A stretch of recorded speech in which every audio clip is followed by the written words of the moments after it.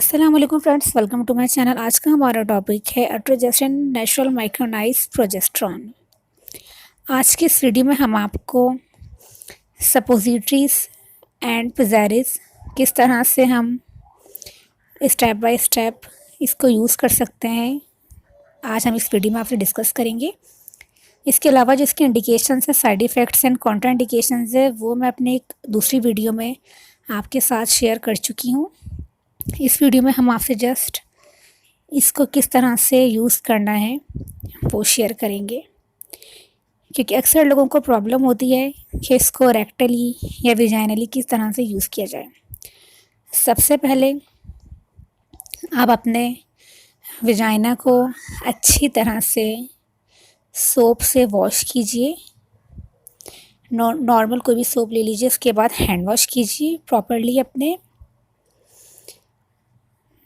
फिर आप जो मेडिसिन है आप उसको खोलिए। सपोजिटरी है या आप उट्रोजेस्टन यूज़ कर रहे हैं तो आप उसको पैकेट में से निकालें। आप इसको ज़्यादा देर हाथ में ना रखें, ये मेल्ट हो जाती है।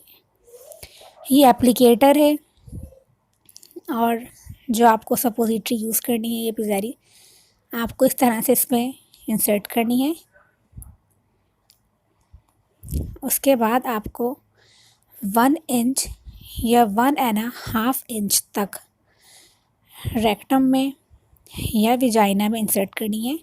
ये कुछ पोजीशंस हैं। नंबर 1 पोजीशन, स्ट्रेट लेटना है आपको। नंबर 2 पोजीशन, ये एक अदर पोजीशन है, इस तरह से भी आप लेट सकते हैं।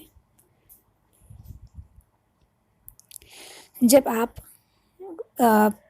मेडिसिन को रख लें विजाइनली तो आप पैड भी यूज़ कर सकते हैं, ताकि उसका जो डिस्चार्ज है वो आपके कपड़े ख़राब ना करे। आप पैंटी पहन सकते हैं। टैम्पॉन्स यूज़ नहीं करने।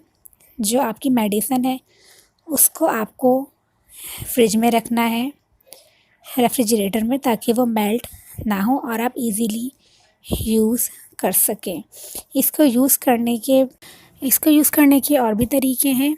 आप एप्लीकेटर के साथ और विदाउट एप्लीकेटर भी यूज़ कर सकते हैं। वीडियो अच्छी लगी है तो लाइक एंड शेयर कीजिएगा। Thank you.